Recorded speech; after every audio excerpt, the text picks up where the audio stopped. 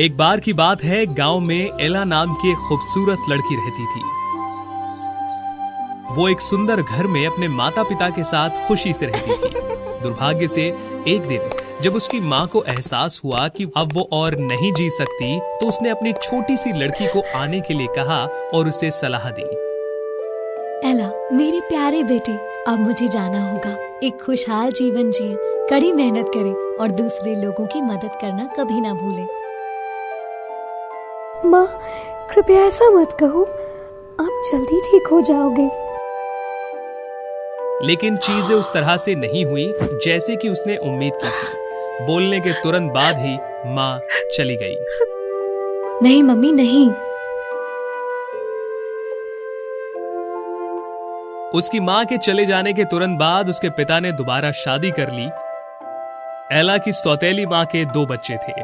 उन्होंने शुरुआत में एला के साथ अच्छा व्यवहार किया ताकि वो उसके पिता का पूरा भरोसा जीत सके। ऐसा लगता है कि मेरी नई पत्नी एला से बहुत प्यार करती है। अब मैं चिंतित नहीं। कुछ दिनों के बाद पिता को लंबे समय तक दूर काम करने के लिए जाना पड़ा। उन्होंने आश्वासन दिया कि नई पत्नी एला की अच्छी देखभाल कर सकती है। जैसे ही उसके पिता चले गए, सौतेली माँ ने अपना वास्तविक रूप दिखाना शुरू किया। उन्होंने एला को अटारी में रहने के लिए और एक दुर्लभ बिस्तर पर सोने के लिए मजबूर किया। इससे भी बढ़कर उसने एला के सभी खूबसूरत कपड़े अपने बच्चों को दे दिए। अब से ये तुम्हारा कमरा है, क्योंकि तुम्हें घर के सारे काम करने होंगे, इसलिए अच्छे कपड़े पहनने की आवश्यकता नहीं है।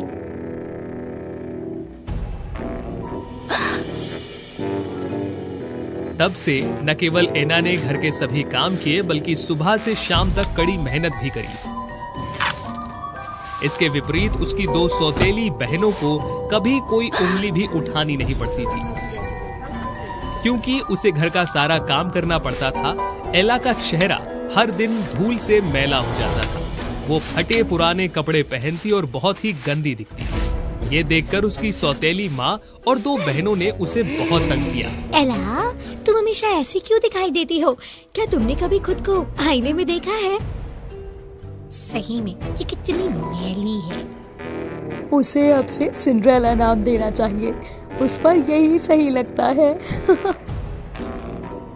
सही है, इसलिए सिंड्रेला ही होना चाहिए। वो सुंदर एला नाम के लायक थोड़ी है। तब से उस लड़की का नाम सिंड्रेला हो गया। पूरे परिवार द्वारा उसका अपमान होता और अनुचित लाभ उठाया जाता। वो ठीक से भोजन भी नहीं कर सकती थी, क्योंकि उसको तीनों माँ और बेटियों की सेवा करनी होती थी। माँ, क्या मैं कुछ खा सकती हूँ? मुझे बहुत भूख लगी है। मेरी नजरों से दूर हो जाओ। तुम्हें केवल हमारा भोजन खत्म करने के बाद बचे हुए खाने की ही अनुमति है, समझ गई? पूरे दिन घर पर रहने से सिंड्रेला का कोई दोस्त नहीं था। वो केवल अटारी में रहने वाले 2 चूहों के साथ खिड़की पर आने वाली गौरैया से दोस्ती कर चुकी थी। खाने के लिए बहुत कम भोजन होने के बावजूद हर दिन वो फिर भी अपने दोनों चूहों और गौरैया को खाना खिलाती थी। ये रहा तुम्हारा हिस्सा। तुम सब भी इतने ही भूखे होगे, क्या तुम नहीं हो? चलो आओ, इसे खा लो। एक दिन राजा ने सिपाही को एक जलसे की घोषणा करने के लिए कहा, जो महल में होने वाला था। नए साल की पूर्व संध्या पर राजा ने एक जलसे का आयोजन किया है, ताकि राजकुमार अपनी लेकर आदर्श पत्नी चुन सके। राजा ने सभी लड़कियों को इसमें शामिल होने के लिए आमंत्रित किया है। इस समाचार को सुनकर राज्य की सभी लड़कियां बहुत खुश हुईं। सिंड्रेला को पता था कि उसकी सौतेली माँ उसे किसी भी तरह से जाने नहीं देगी, लेकिन उसने फिर भी उससे अनुमति मांगने की माँ, कोशिश क्या की। मैं पार्टी में शामिल हो सकती हूँ? क्या तुम भी शामिल होना चाहती हो? ठीक है, लेकिन पहले तुमको अपनी बहनों के लिए कपड़े तैयार करने में मदद करानी होगी। सिंड्रेला बहुत खुश थी, क्योंकि कम से कम उसे पार्टी में शामिल होने का मौका मिला। उसने खुशी से कपड़े तैयार किए और अपनी सौतेली बहनों के बाल भी बनाए। जल्दी करो सिंड्रेला, तुम कितनी धीमी हो। अब मेरी बारी कब आएगी? जब सब कुछ हो गया तो सौतेली माँ ने सिंड्रेला को एक टोकरी दी, जिसमें काली सेम के साथ मटर मिली हुई थी, और उन्होंने उसे अलग करने के लिए कहा। इन सेम और मटर को अलग करो, उसके बाद तुम जलसे में जा सकती हो।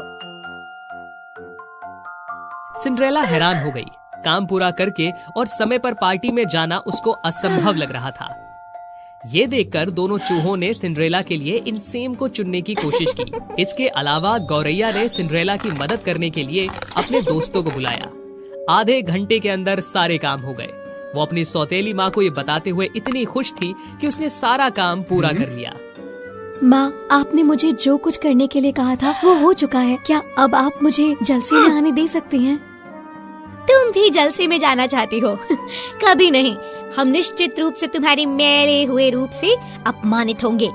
घर पर रहो और घर को साफ करो। यह देखते हैं कि आपका क्या होगा।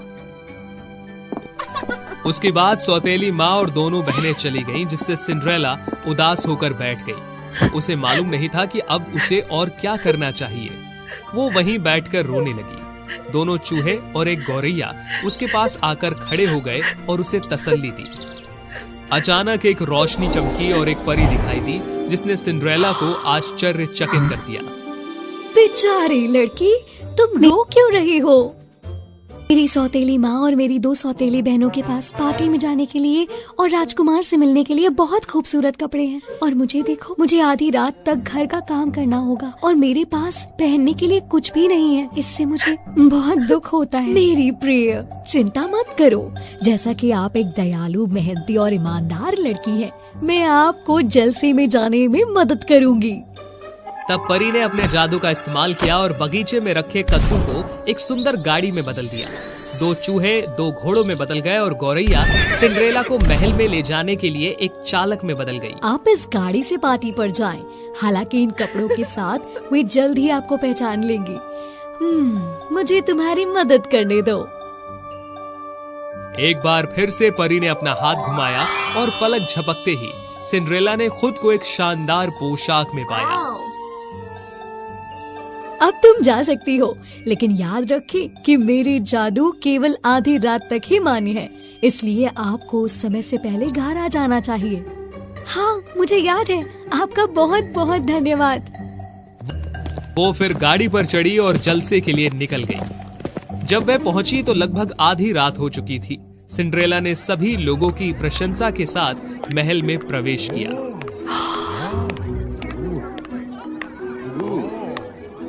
ओह, मैंने कभी इस राज्य में उसकी जैसी सुंदर लड़की नहीं देखी। मैंने भी नहीं। वो एक परी की तरह खूबसूरत दिखती है। निसंदेह राजकुमार उसकी तरफ देखे बिना रह नहीं पा रहा था। वो जानता था कि उसे पहली नजर में सिंड्रेला से प्यार हो गया। फिर वो सिंड्रेला की ओर चला और उसे अपने साथ नाचने के लिए कहा। ए खूबसूरत लड़की, क्या मैं आपको अपने साथ नाचने के लिए आमंत्रित करने का सम्मान पा सकता हूँ? राजकुमार। और फिर वो नाचने लगे। राजकुमार सिंड्रेला से अपनी आंखें हटा नहीं पा रहा था, इसीलिए वो इतने लंबे समय तक पूरे जुनून के साथ नाचते रहे। अचानक सिंड्रेला को एहसास हुआ कि आधी रात होने में केवल 5 मिनट बाकी है। माफ करें, मेरे घर जाने का समय हो गया है।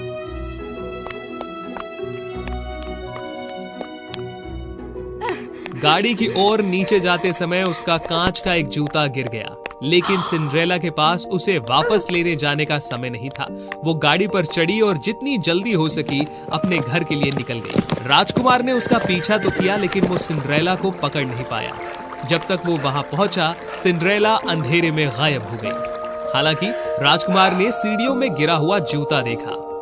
उस दिन से राजकुमार खुद अपने सैनिकों के साथ उस जूते के मालिक का पता लगाने के लिए पूरे राज्य में खोज करने लगा, जो उसकी पत्नी बनेगी।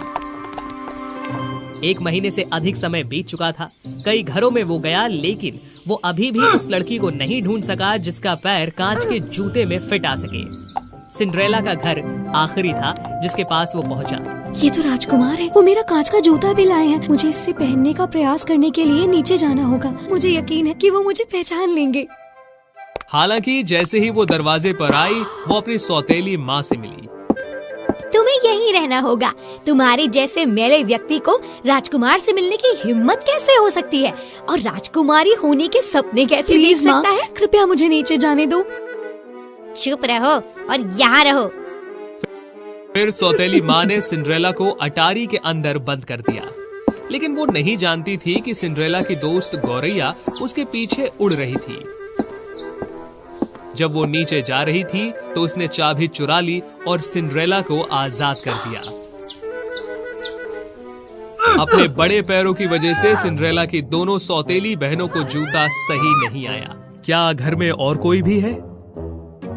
नहीं मेरे राजकुमार, हमारी केवल 2 ही बेटियां हैं।